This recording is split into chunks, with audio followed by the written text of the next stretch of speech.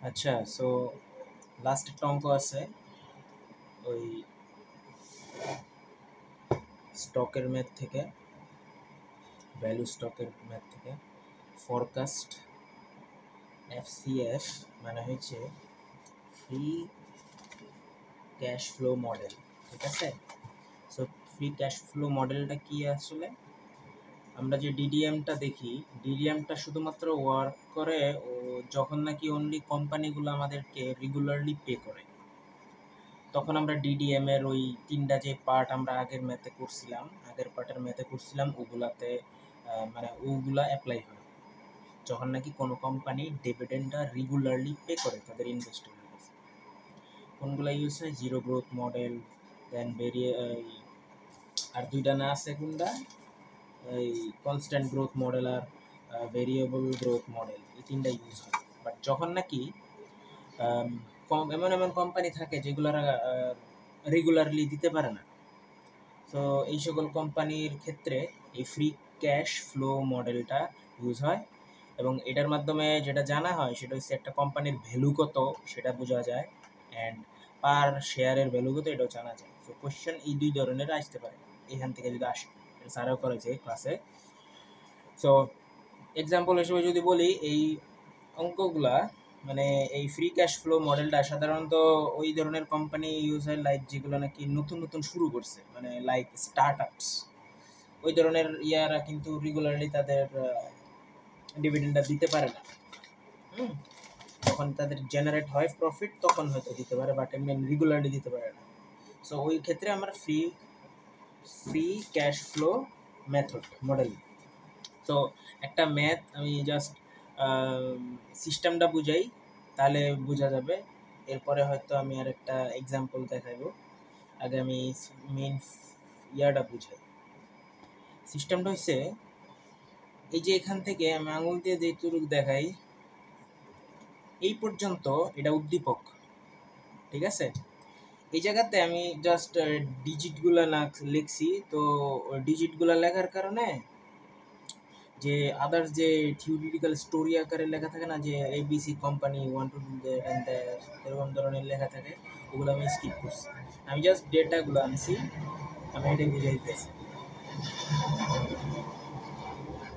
তো এই ধরনের ম্যাথের মধ্যে ফরকাস্ট এফসিএফ এর ভ্যালু দেওয়া থাকে বিভিন্ন রেঞ্জে, 3-4 বছরের, 5-6 বছরের, অথবা 2-3 বছরের।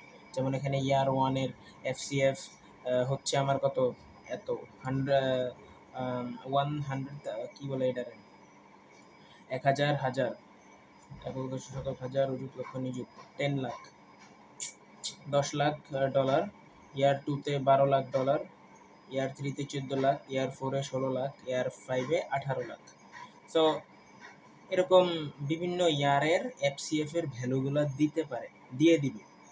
দেওয়ার পরে বলে এই ইনফরমেশনগুলো দেওয়া থাকবে যে আফটার ইয়ার 5, এই 5 বছরের পরে এফসিএফ গ্রোস ফরএভার এট G3% টার্মিনাল গ্রোথ। এটা হচ্ছে আমরা যে ভেরিয়েবল গ্রোথ মডেলে পড়ছিলাম না, যে একটা নির্দিষ্ট টাইম পর্যন্ত একটা রেটে চলে 10% অথবা 8%, পরে আরেকটা রেটে নেক্সট ইনফিনিট পর্যন্ত অন্য আরেকটা রেটে চলে। ওই সেকেন্ড পোর্শনটা এই জায়গায় আবার আছে। আফটার ইয়ার 5, এই 5 বছর এইভাবে চলতেছে। আফটার ইয়ার 5-এ হয়তো কোম্পানিটা বা স্টার্ট আপটা একটা স্টেটে পৌঁছায় গেছে যেখানে সে দিতে পারে। তো ওই জায়গা থেকে মনে করেন যে গ্রোথ রেট হয়েছে আমার 3%, যেটা টার্মিনাল গ্রোথ আমরা বলতে পারি। অ্যান্ড দেন ডিসকাউন্ট রেট হচ্ছে, তো এই জায়গাতে ডিসকাউন্ট রেট বলা থাকবে না, এখানে WACC এই কথাটা লিখে 10% এই কথাটা লেখা থাকবে। এই কথাটার মানে হচ্ছে এটা হচ্ছে ডিসকাউন্ট রেট অথবা required rate of return for the farm, ঠিক আছে? ওই আমরা আগের অঙ্কের মধ্যে যেরকম আর দিয়ে প্রকাশ করছি, এই জায়গাতে WACC এইটা বোঝায়। এটার আরেকটা নাম ডিসকাউন্ট রেট, ঠিক আছে? তো 10%। আমার গ্রোথ রেট হচ্ছে 3%, আর রিকোয়ার্ড রেট হচ্ছে 10%। এখন এখানে আরও 3টা ইনফরমেশন দেওয়া আছে, যে মার্কেট ভ্যালু অফ ডেপ্ট $25,000, প্রিফার্ড স্টক হচ্ছে $0, শেয়ারস আউটস্ট্যান্ডিং 500,000, ঠিক আছে? এই ইনফরমেশনগুলো দেওয়া থাকে। এখন আমার যেটা চাইবে সেটা হচ্ছে ইন্ট্রিনসিক প্রাইস পার শেয়ারের ইন্ট্রিনসিক প্রাইস কত সেটা বের করতে হবে। এখন এটার জন্য যেটা করব, স্টেপ বাই স্টেপ ফলো করি। হ্যাঁ, আমি স্টেপগুলো আগে বলি, পরে অঙ্কটা দেয়। ফার্স্টের স্টেপে convert F P F to present value, মানে এই যে আমার 5 বছরের যে ডেটাগুলো দেয়া আছে এগুলারে আমি ফিউচার ভ্যালু মনে করব। ঠিক আছে, ফিউচার ভ্যালু বলতে এফবি, এই এফবি মনে কইরা এই এফবির ভ্যালু হিসাবে রাখা আমি পিভি বাইর করব প্রত্যেকটা ইয়ারের জন্য। ইয়ার ওয়ানের জন্য PV1, ইয়ার 2 এর জন্য PV2, ইয়ার 3 এর জন্য PV3 করে 5 পর্যন্ত আমি করবো, যেহেতু আমার 5 পর্যন্ত বছর দেওয়া আছে। সো আমি এই যে সূত্রটা হচ্ছে এটা, PV equals to FCF divided by 1 plus WACC to the power T। এখন এটা এই আগের একটা সূত্র আমরা করছিলাম না, মনে আছে? PV equals to future value divided by 1 plus R whole to the power T।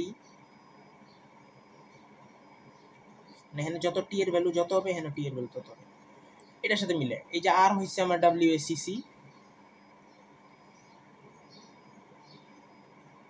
এই আর হচ্ছে আমার WRTCC, আর টি হচ্ছে এই যে টি, পিভি তো পিভি, আর FCF টারে আমি ফিউচার ভ্যালু দিয়া করতে পারি, কম্পেয়ার করতে পারি। সো এই সূত্রটাই আর কি ঘুরে ফিরে ইউজ হতেছে।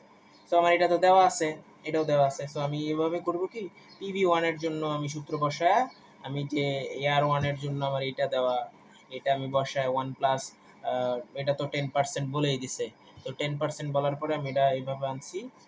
এখন সূত্র হিসাব করে আমার এইটা রেজাল্ট আসছে। এরকমভাবে PV2 এর জন্য এরকম ইয়ার 2 এর যেই FCF এর ভ্যালু সেটা দিছি, দেন এই যে এটারই জাস্ট 1.1 আসে, এটা কনভার্ট করলে এটা 2 হবে, কারণ দ্বিতীয় ইয়ারে স্কয়ার হবে। এভাবে করে 3, 4, 5 করে এই পর্যন্ত আসলাম। ঠিক আছে, এই হচ্ছে আমার ফার্স্ট স্টেপের একটা পার্ট। দেন আমি কি করব, এই যে আমার এই পিভিগুলো আছে, এই পিভিগুলার রেজাল্ট যেগুলো আসছে প্রেজেন্ট ভ্যালু সবগুলো আমি একলগে আমি যোগ করে রাখলাম। এটা আমার পরে কাজে লাগবে, একসাথে যোগ করে রাখলাম। ঠিক আছে, মানে ইয়ার 1 থেকে ইয়ার 5 এর যেগুলারে আমি প্রেজেন্ট ভ্যালুতে কনভার্ট করছি সেগুলারে আমি যোগ করে রাখলাম। দেন সেকেন্ড স্টেপ হচ্ছে আমার terminal value at the end of year 5। যেহেতু আমার বলছে 5 বছর পর্যন্ত আমার এই ভ্যালু দেওয়া আছে, দেন আমার বলছে যে after year 5 FCF gross for ever at G3, terminal growth, এটা বুঝায় আর কি। তো আমার টার্মিনাল ভ্যালুটা বাইর করতে হবে। ওই যে আগে যে আমরা পি বাইর করছিলাম, মনে আছে? P3, যেটি এখানে দেখাই তাহলে বুঝবেন। Terminal value at the end of year 5, এই জায়গাতে টিভি, টার্মিনাল টিভি মানে terminal value of year 5 at the end of year 5, এটা বুঝায়, equals to FCF6 by WACC minus G। এই অঙ্ক, এই সূত্রটা কিসের সাথে কম্পেয়ার করে দেখেন, আগের যে অঙ্কগুলো আমরা করছিলাম, এই যে D5 equals to D6 divided by R minus G, এই সূত্রের সাথে মিলে না? আর তো WACC এর সাথে কম্পেয়ার করা যায়, আর G দেওয়া আছে। FCF6 মানে কি, D6 আর D5। দেখেন এই জায়গাতে আমার যত আছে, মানে আজকের দিনের ভ্যালুটা যদি আমি চাই, তাহলে আমার নেক্সট আজকের ইয়ারের এই বছরের ভ্যালু ডিভিডেন্ড যদি আমি জানতে চাই, তাহলে আমার অবভিয়াসলি সামনের বছরের লাগবে, নেক্সট ইয়ারের ডিভিডেন্ড জানা লাগতে হবে। ঠিক আছে, ওইটারে গ্রোথ রেট, সরি ওই ডিসকাউন্ট রেট, রিকোয়ার্ড রিটার্ন আর ওই গ্রোথ রেট এর মাইনাস দিয়ে ভাগ করলে আমি আজকের দিনের যে রিটার্নটা, এই বছরে যে রিটার্নটা আসে ডিভিডেন্ড হিসেবে, সেটা আমি জানতে পারি। সো এই জায়গাতে একই কাজ করা হয়েছে। D5 রে আমি TV5 বলতে পারতেছি এই জায়গাতে, অ্যান্ড D6 রে আমি এখানে FCF6 বলতেছি। আমরা FCF5 পর্যন্ত বানাইছি, মনে আছে? বানাইছি বলতে দেওয়া আছে যে FCF5, এগুলাই FCF5, এই যে এটাই FCF5 এর ভ্যালু দেওয়াই আছে এটা, এই অঙ্কটায়। এখন আমি FCF6 বাইর করতে হলে আমি কি সূত্র ইউজ করবো? আগের সূত্র, এই যে এটা একটু তাকাই, D6 বাইর করতে হলে আমার কি করতে হবে? D5, এটা থেকে 1 মাইনাস D5 এর সাথে 1 প্লাস G গুণ করতে হবে। G এর ভ্যালু কত? 3%। সো আমি এইটা যদি আমি কম্পেয়ার করি, FCF6 যদি আমি চাই, তো অবভিয়াসলি এইটার সূত্র অনুযায়ী FCF5 লাগবে। তাই না? So into 1+g। So FCF5 আমার উদ্দীপকে দেওয়া আছে এত, এবং 1+g হিসাব করলে আমরা এরকম আসছে, দেন উত্তর আসে এটা। দেন এই যে FCF6 এর ভ্যালুটা যে আমি পাইলাম, এটা আমি এখানে বসাই দিব, তাহলে আমার অঙ্ক হয়ে যাবে, মানে এই পোর্শনটা হয়ে যাবে। সো TV5 ইকুয়ালস টু কি দাঁড়াইতেছে আমার FCF6 divided by WACC minus G. সবগুলোর ভ্যালু আমি বসাই দিলাম। WACC 10% সমান সমান 0.1। সো এইভাবে করলে আমার এত আসে TV5।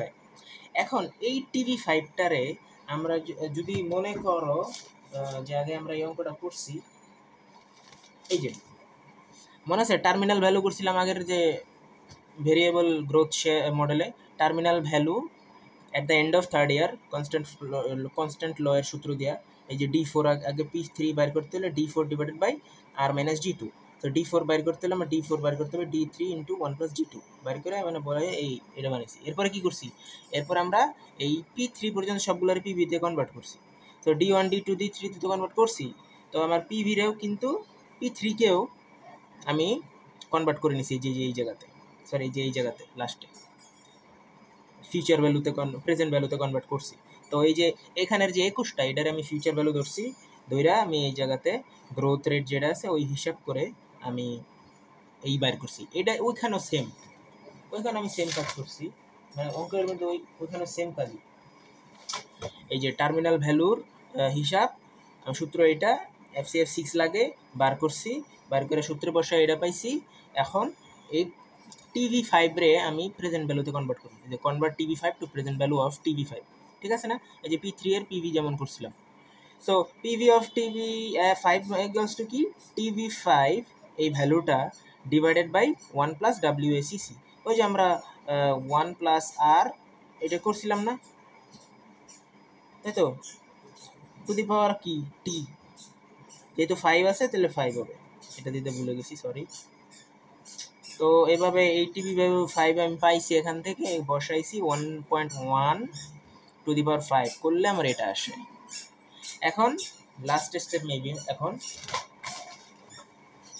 এখন হচ্ছে না লাস্ট স্টেপ না, এই পর্যন্ত অঙ্কগুলা আমার আগের যে অঙ্ক করছি ওটার সাথে মিলে। এখন স্টেপ 4 হয়েছে আমার ফার্মের ভ্যালু কত সেটা বের করব। ফার্মের ভ্যালু যদি আমি বাইর করতে চাই, তাহলে যতগুলো আমি প্রেজেন্ট ভ্যালু বার করছি এই পর্যন্ত ওই TV5 সহ সবগুলোর আমি যোগ করব। এই যে VC কে ফার্ম ভ্যালু বলা হয়।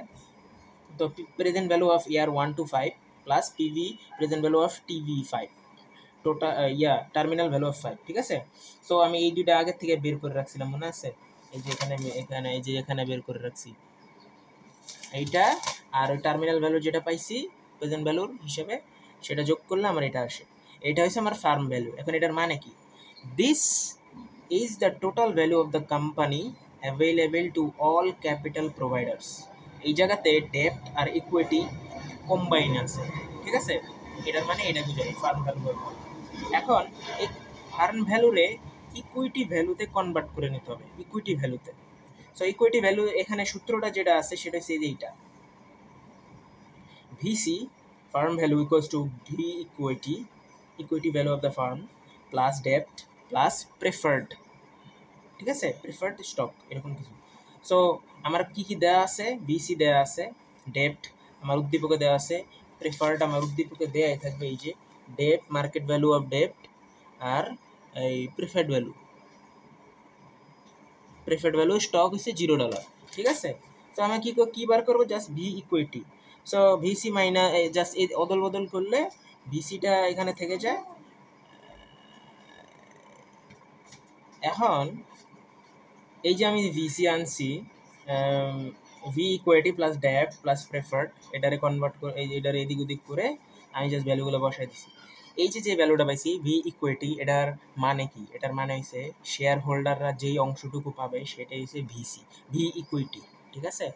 এখন প্রাইস পার শেয়ারটা বাইর করে দেবে, ফাইনাল যেটা স্টেপ 6, সেটা হচ্ছে সূত্র হচ্ছে এটা, যে প্রাইস P0 মানে হচ্ছে price per share equals to V equity, মানে শেয়ার হোল্ডাররা যে অংশটুকু পাবে সেটার ভ্যালিউ ডিভাইডেড বাই যতগুলা শেয়ার আছে। সো আমার এই শেয়ার যতগুলো আছে সেটার আমার দেওয়া আছে উদ্দীপকের মধ্যে, আর এটা আমি বার করছি। সো $38.22। এখন এটা গেল এই শেষ লাস্ট স্টেপই ছিল। এখন এটার ইন্টারপ্রিটেশন কি? এটার ইন্টারপ্রিটেশন হচ্ছে যে যদি আমার market price of company x, যে কোনো একটা কোম্পানির কি market value of market price of company যদি আমার এই $38 থেকে কম হয়, তাহলে আমার ধরতে হবে অ্যাজ এন ইনভেস্টর যে এটা একটা বাই সিগন্যাল, আমার মার্কেটের শেয়ার কেনা উচিত, স্টক শেয়ার কেনা উচিত। আর যদি এটার উল্টা হয়, মানে আমার যদি মার্কেট প্রাইসটা বেশি হয়, তাহলে কি মানে কি আমার এটা সেল করে দিতে হবে। এটা that's a sell signal. So এই হচ্ছে অঙ্ক, আশা করি বুঝাইতে পারছি। এটা একটু ছোট ডিউরেশন হয়েছে, সরি। এই হয়েছে স্টক ভ্যালুয়েশনের যত ম্যাথ ছিল সব ম্যাথ কভার, এটাই লাস্ট পার্ট, এরপরে অন্য ভিডিও আসবে।